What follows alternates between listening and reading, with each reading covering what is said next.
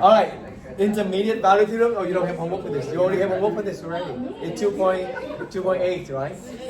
Okay. Intermediate value theorem. What is it about? Literally, the meaning of the IVT is that when the function is continuous, they cannot skip the value. That's it. Does it make sense? I know you learned that in the calculus AB already, but the real meaning of it is that it's here. When you have some continuous function, what does continuous mean? Yeah, you can draw it without any. You're not without lifting the pen, right? So it needs to be like this. For example, okay. So IVT literally just saying that between this you cannot skip any value, which just makes sense. But in a math way, it's more complicated when you write in a math way. So for example, I consider from A to B. Okay. This one going to be FA, right? And this one going to be FB. They're just saying that, oh, for every value between here, for sure they guarantee you that there must be some value between this. That's it. But basically the meaning of this is that the function, the continuous function, they cannot skip any value. They need to be constantly continuous. That's it. But the way they write on the map is like this. For any interval, if you pick any value, then they must have some input for that value, because they need to be continuous. So for every output in the certain range, they need to have some input on a certain domain corresponding. FA and A, FB and B. That's the IVT. Does it make sense? So really, that's the meaning of the IVT. So it's helpful because for some question you can, for example, let me ask you this one. FA is this, FB is this. Okay? For example, I'm gonna do like this.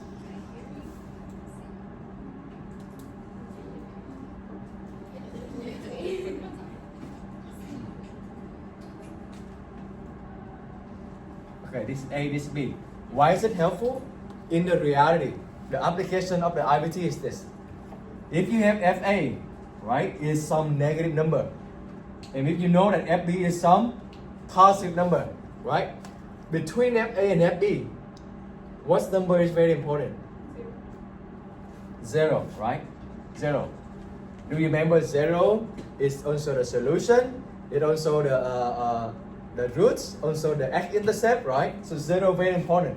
So between some negative number and positive number, you must have zero. Do you agree? And then by IVT, they guarantee you that between A and B, you must have some number that is zero. That will be the root of this. That will give you FC equal to zero. Okay? There must be some number here. So the number here must be between A and B, such that FC equal to zero. Why? Because zero is between FB and FA. So it's kind of like squeezing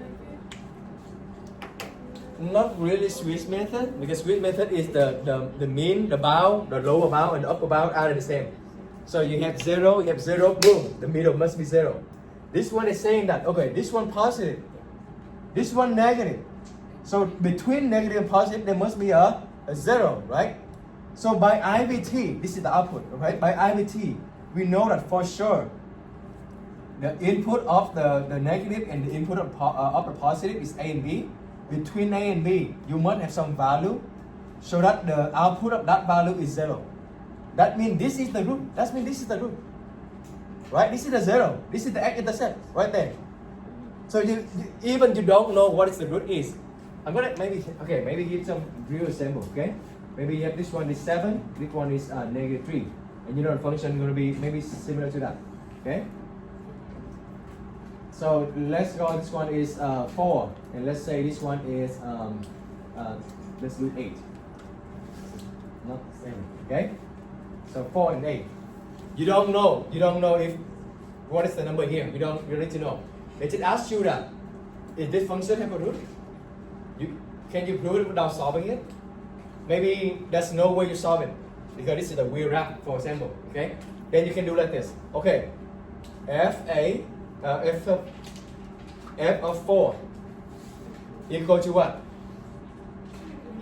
Negative 3. Very good. Negative 3, which is negative, right? So what's good? All right. F of 8 is 7, which is positive, right? So we know that 0 is between F4 and F8. Did you agree? Because F4 is negative and F8 positive. Okay, so we know it's 0 here.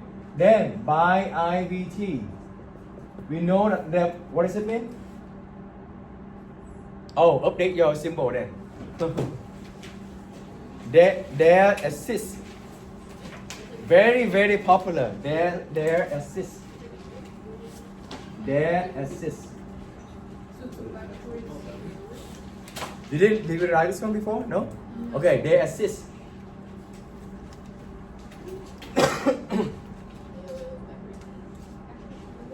Their assist. This backward E, but not like this E. The top is the straight line. Okay? Like this.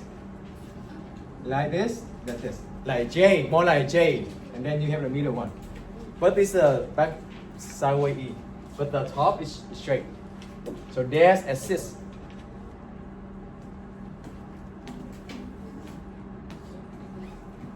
Another variation for that is the assist at least. If you have an explanation here, the assist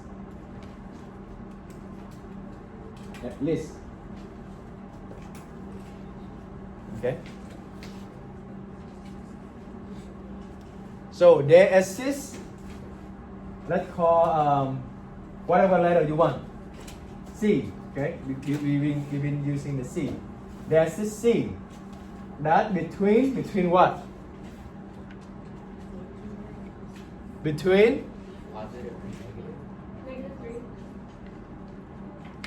not negative 3. Now we're talking about the input. So there's a C between 4 and 8. So there's this C to write correctly. It's going to be this. There's this C between 4 and 8. Okay. There exists C in 4 and 8, between 4 and 8. Such that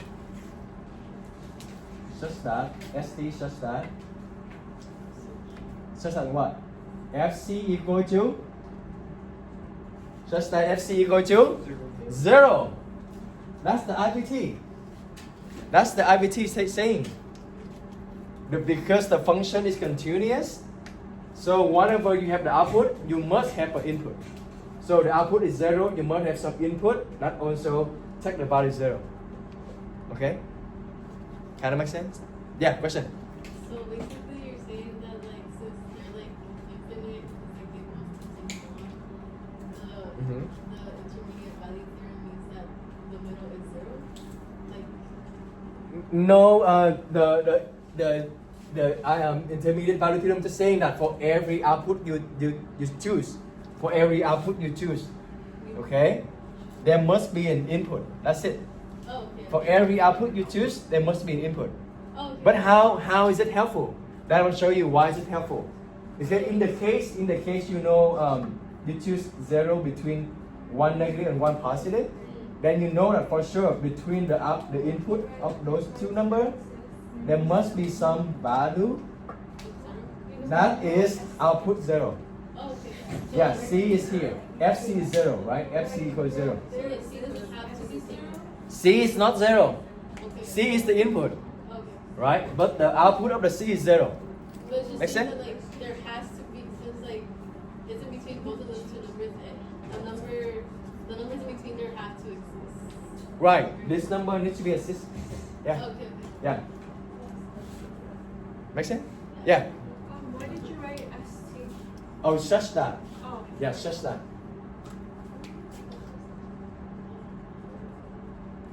Okay, such that. Now, what is FC equal to 0? That means C is the solution, roots, X-intercept, right? FC equal to 0. Very important. C is solution. C is the X-intercept. C is the 0. C is the root. Yeah, many way. C is the answer. Yeah.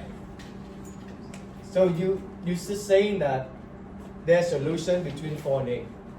Yeah. Yeah, mister, so this would only like be usable when like they're asking for you to like prove that That's there's, right. there's a cross without actually solving it. That's like No, actually solving it. That's a very good question. Yes. So IVT is just the way to prove there exists a solution between some certain number. This is a question you may see on the same ABSA. Proving that this function had a solution between 4 and 8. That's what I'm going to ask you. And then what you're going to do? You're using the IVT. You prove that F4 is some negative, F8 is some positive.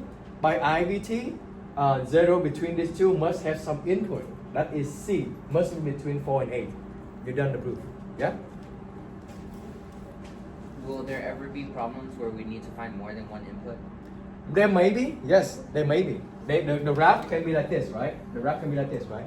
And then you're gonna check. You're gonna check this one, this triangle right here, to see if they are opposite sign. Whenever the opposite sign, there must be a solution. How about write it down? Oh, let's write the formal first. F of x is continuous. Let's box for me the continuous, okay? Fx is continuous on closed interval AB. This is the formal definition. Then, if I forgot if here. If Fx is continuous on closed interval AB, then what is it?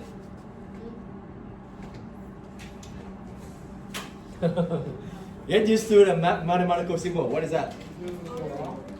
Huh? For all. Then for all C. Let's call C. For all C. No, let's not C. For all, let's some letter. For all what letter you want? E? And for all Y? I don't know.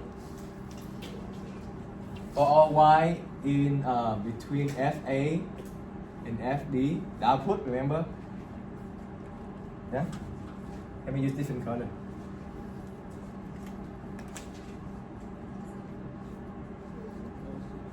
Okay, for all Y.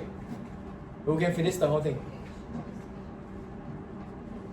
For every number between this, there must be a number between this. So that such that is the input of this. Let me write down. There must exist. Okay, there must exist C in A and B. Can I erase this? Yeah. That's it. Yeah. What is that E symbol mean again? We just wrote it. EVT?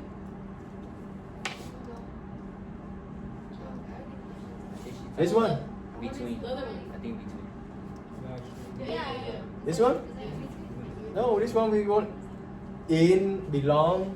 Oh. Yeah, the one we also wrote it. Yeah. Check it. Belong or in between. Yeah.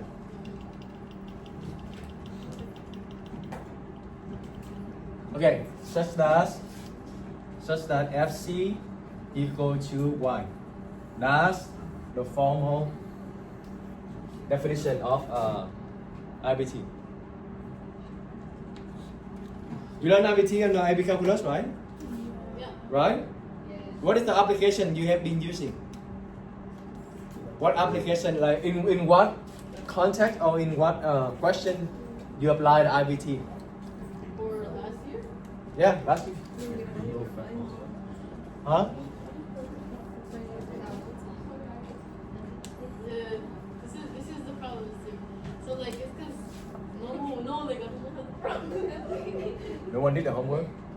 Wait, from this year? No, last year. What kind of question you have for IVT?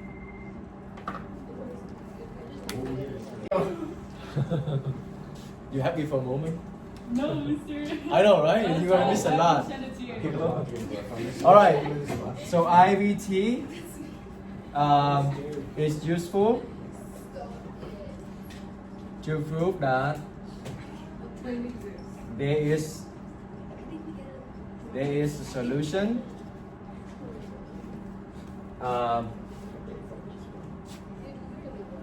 there's a solution in interval by Isabel. That's in an interval where their input, their output, when their output have opposite sign.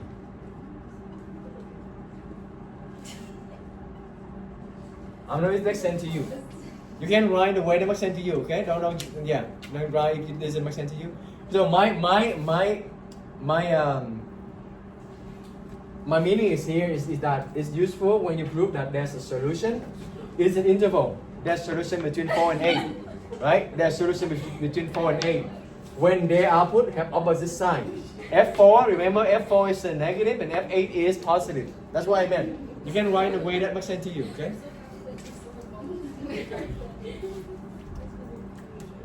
Maybe this is the good example. Let me say it again. So, for example, the question going to be like this. For example, the question going to be like this. Question: prove that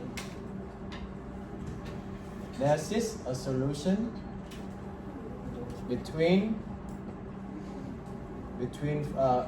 solution in 4 and 8 in the interval 4 8. Okay. Prove that there is a solution in 4 and 8. That's the question. Okay, that's the question. Then your answer going to be like this. First, you're gonna find F4. Maybe they give you some function. Okay, F4 equal to -3.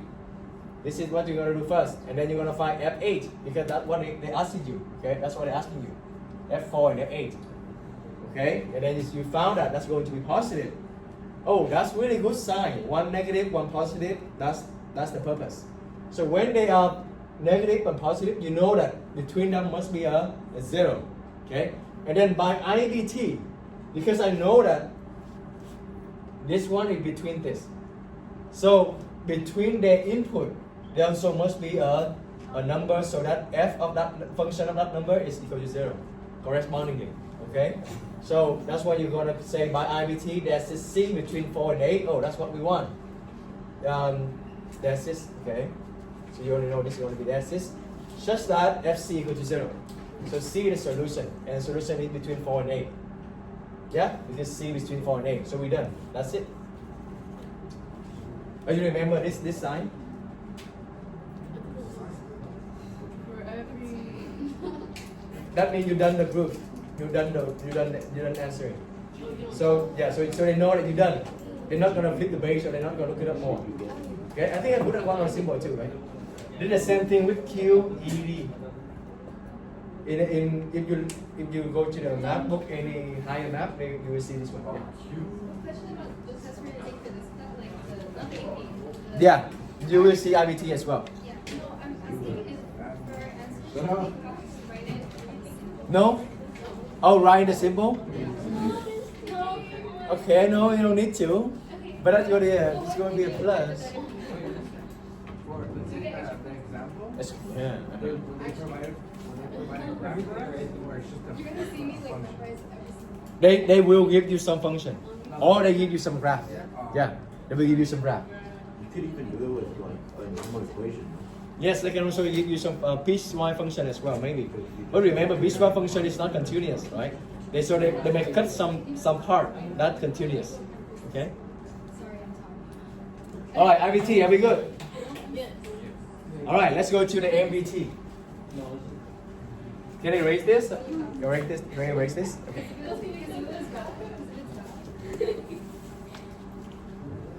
What is the MVT?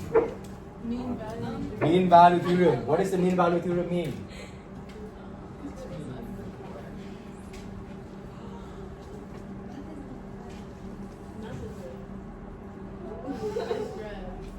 What does it mean? What does mean value theorem? Wait, actually, no, it is, because I think English is. Huh? Does it have to do with like the average? Yes, something to do with average. The average between the two But points. English is. I don't remember. English is. English is.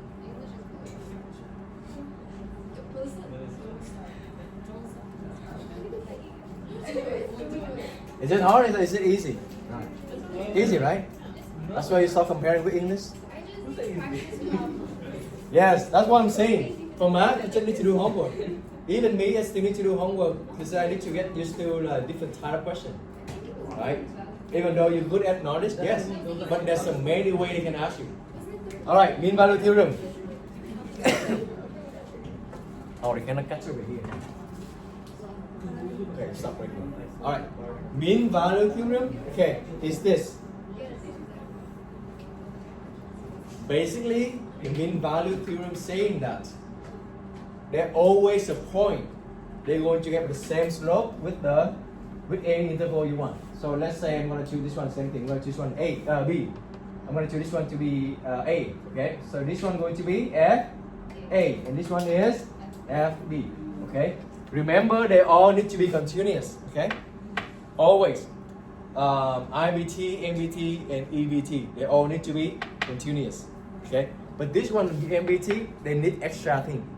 They need to be differentiable. You know why is that? That means you can take the derivative.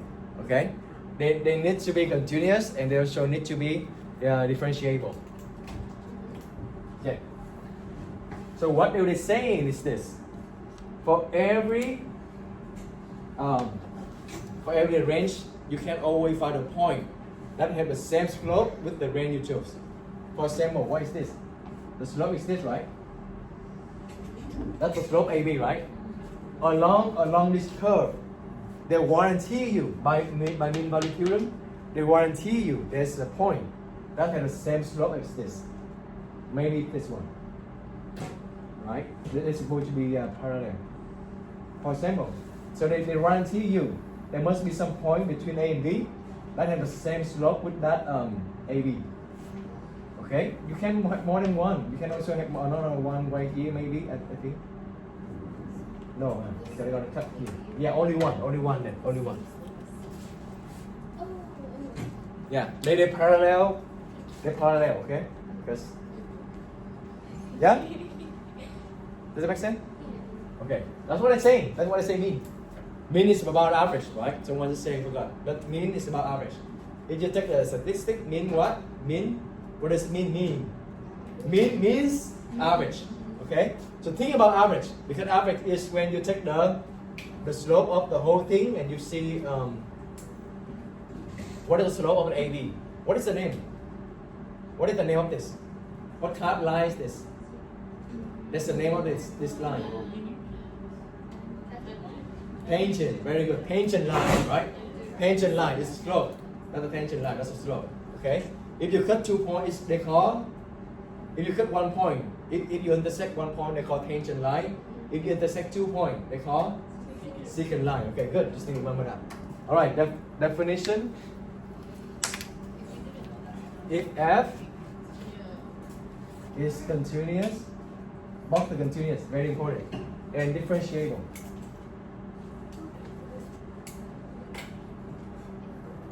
That means you can take the derivative. Why? Because they need to have some slope. Derivative is about slope, right? So they need to have some slope. That's why they require to have differentiable.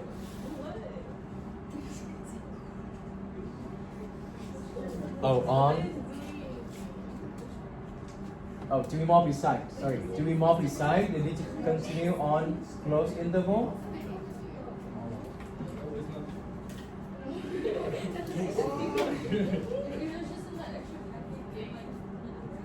Is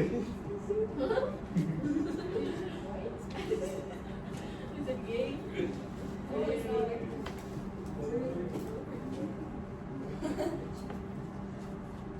Do you see what the difference of continuous and differentiable? Yeah.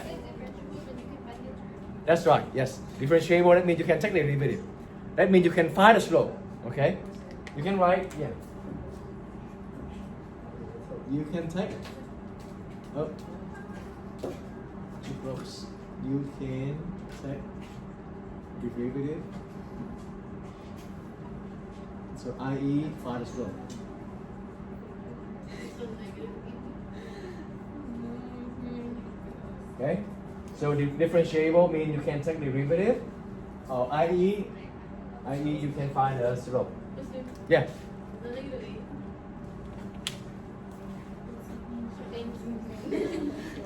Okay. You can take it off. There's no negative. There's no negative. It's Uh, AB and AB. What is the difference though? What is the difference? This one is closed. This one is open. So they need to be continuous on the close. That means right on the bound. On the end point, they need to also close. They need to also continuous. But differentiable is we'll only talk about the between. So that's why it's open, to be more precise. Because we give the formal definition, so I want to be derivative. correct. Then IE also known as AKA whatever. IE find the slope. That means you will be able you can find the slope. There's the slope. Then there's this C in AB such that you're gonna get used to this one, okay? I'm gonna using that a lot. It's to save time. F derivative of C equal to FB minus FA over B minus A. Does it look familiar? FB minus FA over B minus A. What is it? Slope. Average of chain. Average rate of chain or slope. Okay. So that's what they're saying. So same thing. Let's write a note here. So MVT say that there is always a point that has same slope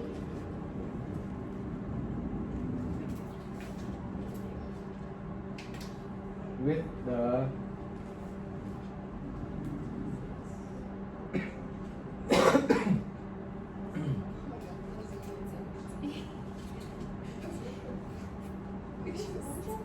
with the slope of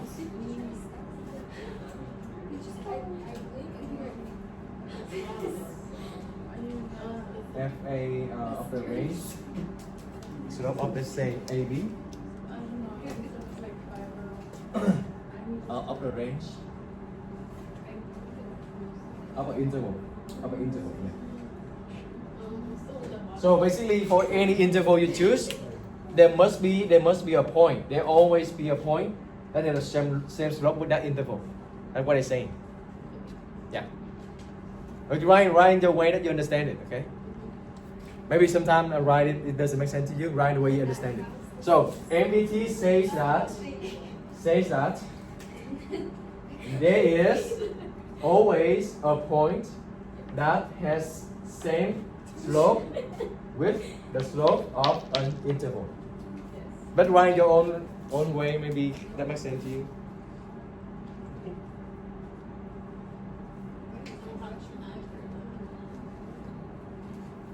Have you heard about bisection method?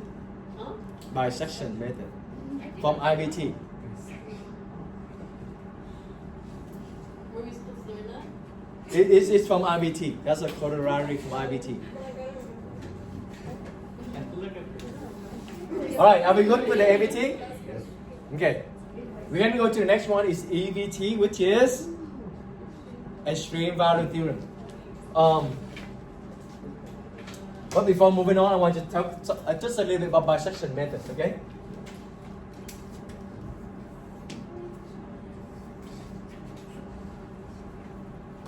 Let's do the same example before. From IVT.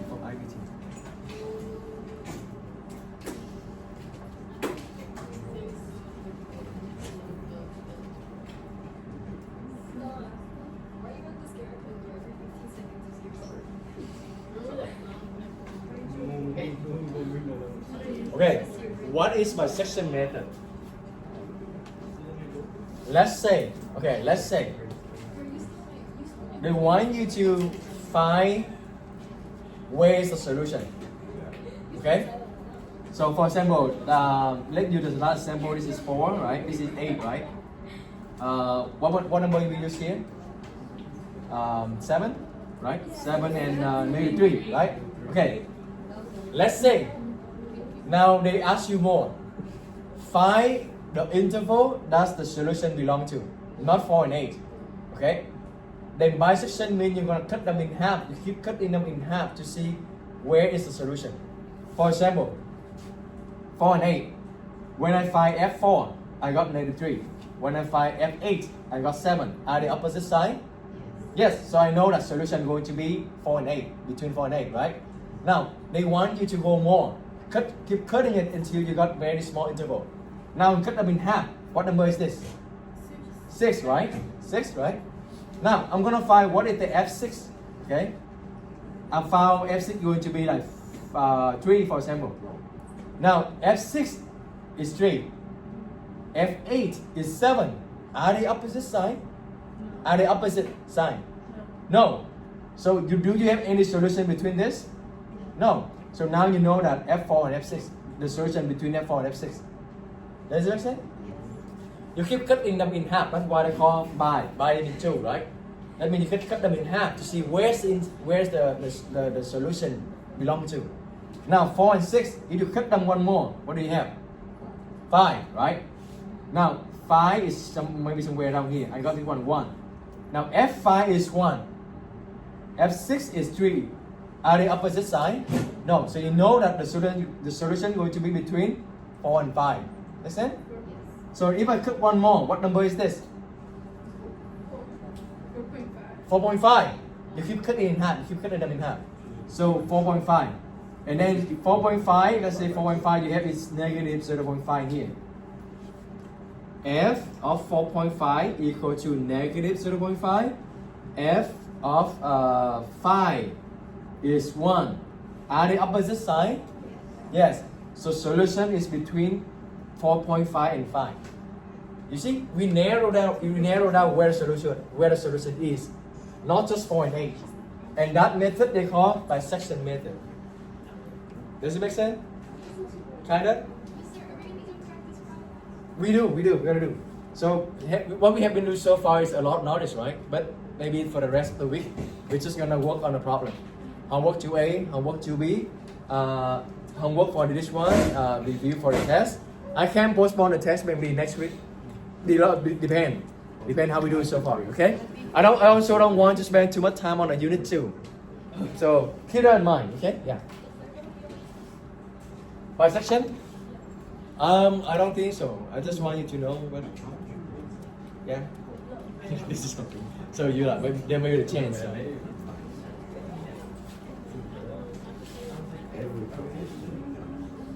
All right, last one. EVT. But does it make sense for bisection? You just keep cutting. You just keep cutting in half and compare the sign. If they're opposite side, okay, that's solution in that interval. If they're not opposite side, the solution is not in that interval. Yeah. For intermediate value theorem, is it only always for 0? Well, it's not always 0, but when it's 0 is the most beneficial of the IVT. But the definition we didn't talk anything about 0, right? But 0 is the way, the application of the IVT. Okay, the very popular application of IVT.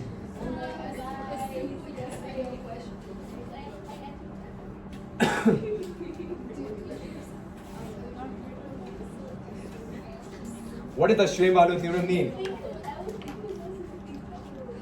You remember? Anyone remember?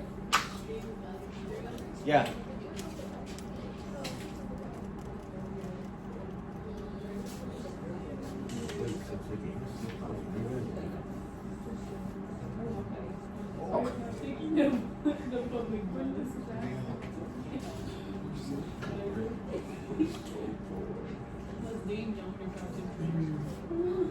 So the very easy. EVT, Extreme Value Theorem, it just guarantees you that for every continuous function, there must be a maximum and minimum. That's it. That's what it's saying. Literally, that's what it's saying. For every continuous function, there must be a minimum or maximum. The minimum and maximum can be in the middle or can be on the bound. Right? For example, this is a picture of sample. Where's the minimum? Is it A? It's here, right? Yeah. Now where's the maximum? Is it here? No, it's on the bound. See that? It's on the bound, on the end point. So they're saying that the minimum or the maximum either in the function or on the bound. So that kind of makes sense, right? It's kind of straightforward. So formally is running like this. If f is continuous,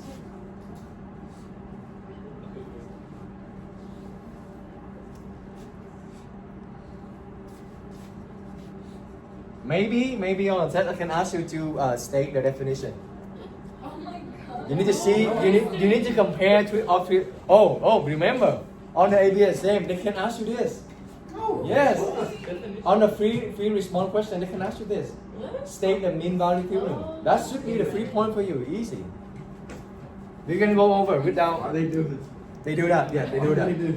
I don't remember what year, but they do that. They did ask state the mean value theorem on a free response question. Yeah. That's why I'm very careful. I write this one. It's very careful. Can you answer it now? What is the IVT? Don't look at it. Look at the note. If F of x is continuous. on the A, the close, and on the open, On the open A. yeah. Then What's there's the backward? then there's a point, right? There's a C in that interval exists. between A and B, such that FC prime, because you're talking about derivative, so F prime C will be equal to the, how do you find the slope of AB? FB minus FA over B minus A, right? So if you understand what are they saying, you can remember definition, okay? Okay, Oh. And Riemann sum. oh, Riemann sum, we're gonna talk about that later, yes.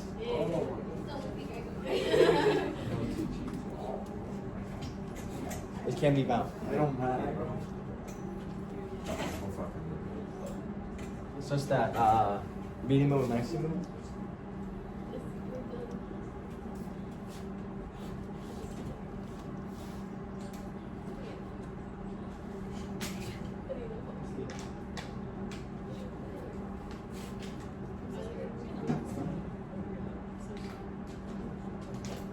AB. Or you right away you make you more understand it. From AB. FX. Oh my god.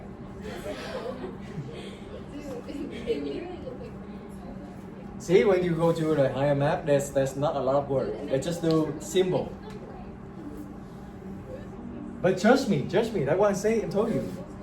If you wrote like this, oh, people they're rating, they're like, oh, that's just very good. They're like, they're gonna be more favor to you when rating. Oh, maybe it's just mistake. Oh, it's okay, you know. They know you know the stuff. Then you know that they know that you know the stuff. How did you read it? They're gonna fail us. No. How do you read it? All right, if f is continuous on a closed AB, closed and bound, because that's been bounded. If you see this one, that means bounded. If you see this one, that means unbounded. It's not bounded, right? Bounded by A and B. Okay? There exists C and D in or between whatever C and D in AB. Such that for all x in A and B, C is fx will be larger than fc and less than fd. Okay, less than or equal to. What does it mean? If you try to memorize it, it's going to be very hard. You need to understand. Okay, I'm going to explain to you. Okay, ready? Yeah, just pay attention here, and then you can write later. If you realize all three theorems, they always require continuous, like hypothesis. Keep that in mind. If you don't have that word, they're gonna take one off. Okay, the function needs to be continuous.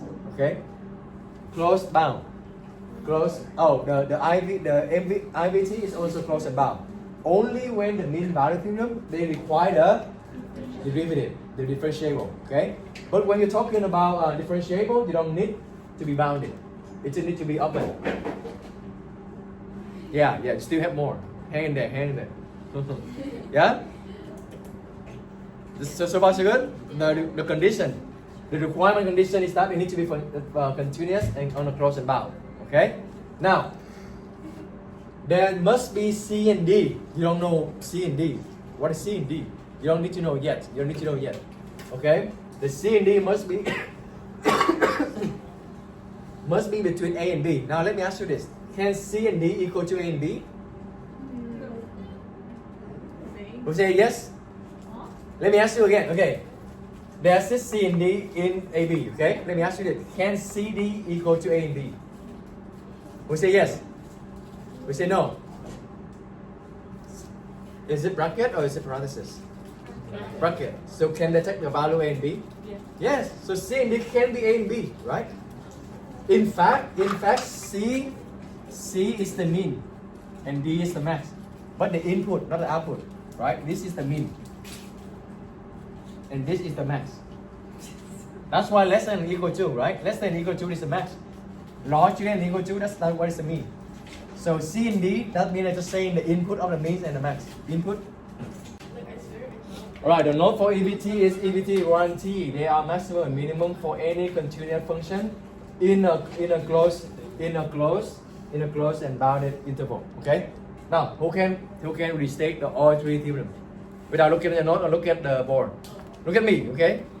Yes, a board. Yes, a credit. Wait, which one? Okay, let me get the point 6. Number 50. So they give you sine 3 theta equal to 3 sine theta minus 4 sine cube theta. They ask you to find the limits of theta go to get 0. Sine 3 theta minus 3 sine theta over theta cube. Alright, how do we do this? So whenever you see this, what is the first thing you're gonna do? Always. You plug it in to see what's going on, okay? When you plug in 0, this one is 0. When you plug in 0, this one also 0. Because sine 0 is 0, right? So they're all 0, right? So this one you can use L'Hopital, can we? We can use L'Hopital, right? Because 0 over 0, that's the formula you can use L'Hopital. But I want you to using this one to evaluate the limits. So let's just follow direction. This is one of the trick identities. Sine of 3 theta equal to 3 sine theta minus 4 sine cube theta. Let's replace that, okay? Replace sine 3 theta by this one. You see what happened, okay? So I'm gonna skip the writing the limit. I have 3 sine theta minus 4 sine cube theta over cube theta cube. Do you agree? I just replace it. I didn't do anything fancy. I just replace it using the identity.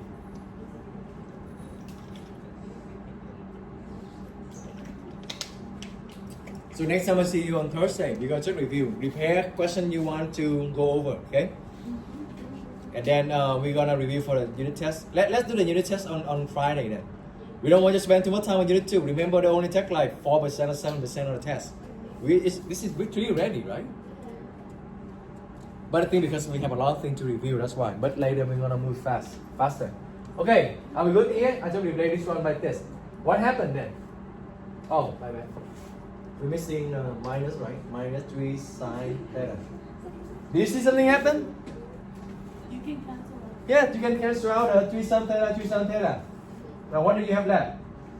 You have left negative sine cube theta over cube theta. Theta goes to 0.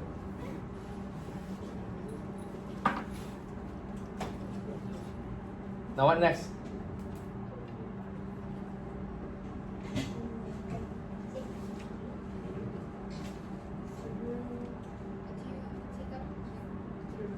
take out the cube.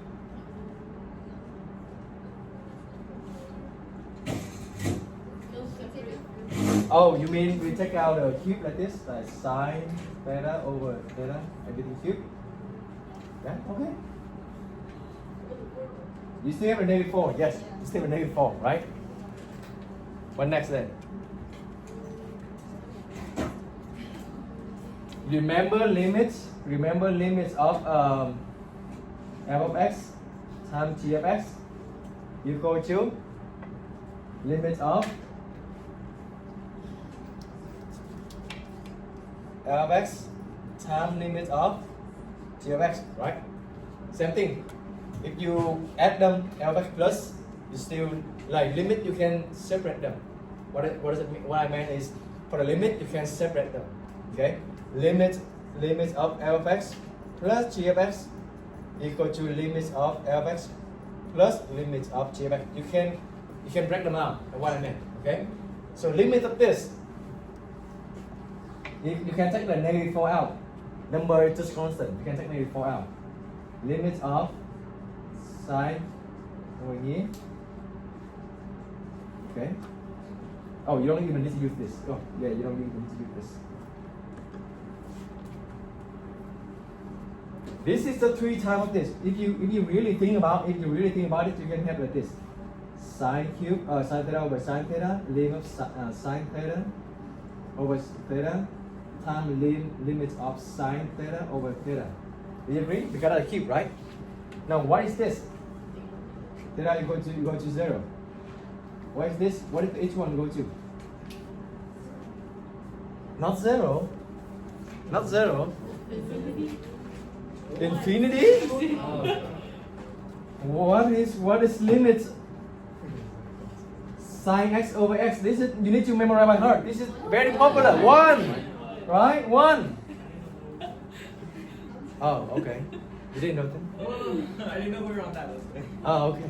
You remember this? Yes. On the homework, they say using the theorem 2. Theorem 2 is this. I did mention on the message, right? Who read that? I did say it on the message. I said that, on the homework, there's the theorem 2. It's the 3 note we wrote in class. Like this one. Yeah, I did say on the message. Because the book, they say the theorem 2 on the book. This is one. Okay? But this one is just what? 1, 1, 1. So this whole thing here actually just 1 cube, right? So equal to negative 4. Yeah? This is very popular. Please memorize it. It's very popular. If you don't memorize what is it equal to, that's fine. Because you can find this by using the L'Hopital. Right?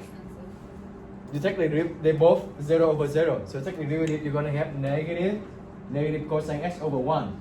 Plug in 0. Cosine 0 is 1. Oh, no negative. 1 over 1 is 1, right? So it's equal to 1. You can find by L'Hopital. But this one is theorem, so that means you don't need to prove it. Are we going to 50? Okay. 51. Oh. How long do we have? 4 minutes. Okay, 51.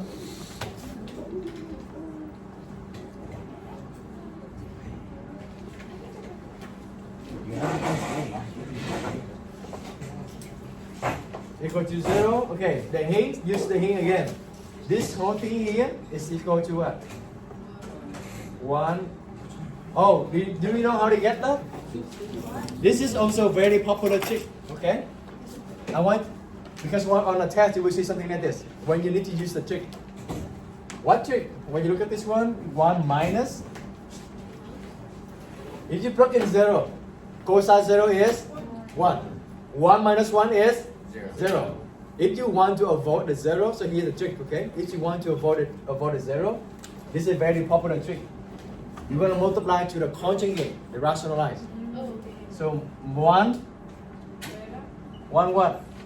Plus cosine theta, right? 1 plus cosine theta. If you want to change the negative, become positive. You will see something happen. Now it's become positive here. This one become 1 minus cosine theta squared, right? Right? A minus B, A plus B equal to a square minus b square, right? 1 square minus cosine square. On here you have 1 plus. You see that? They change the sign, but the plus and the negative become positive. See that? This is very popular trick. Why? Because when you plug in 0, cosine 0 is 1. 1 plus 1 is 2. Now that's okay, right? Now 2 is okay. It's not, as long as it's not 0. 1 minus cosine square is. This is very popular. 1 minus cosine square is. Oh my god. Sine square plus cosine square is 1. So 1 minus cosine square is. I'm gonna move this one to the other side. So I'm gonna have minus. Now I'm go back to like ham. Right? Now what I have? Sine square equal to 1 minus cosine square. So 1 minus cosine square equal to sine square. So this equal to sine square over this one. Okay? But can you plug it in now? You still have 0 over 0, right? You can use Lapitong because they will go to 0. You can use Lapitong again, multiply them because